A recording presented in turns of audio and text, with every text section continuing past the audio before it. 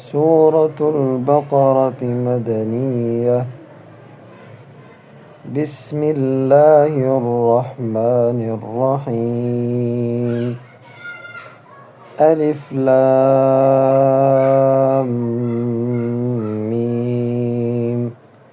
ذلك الكتاب لا ريب فيه هدى للمتقين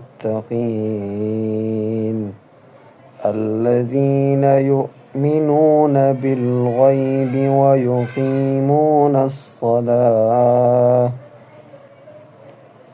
ويقيمون الصلاة ومما رزقناهم ينفقون والذين يؤمنون بما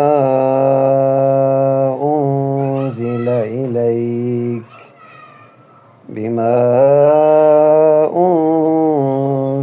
إليك وما أنزل من قبلك وبالآخرة هم يوقنون.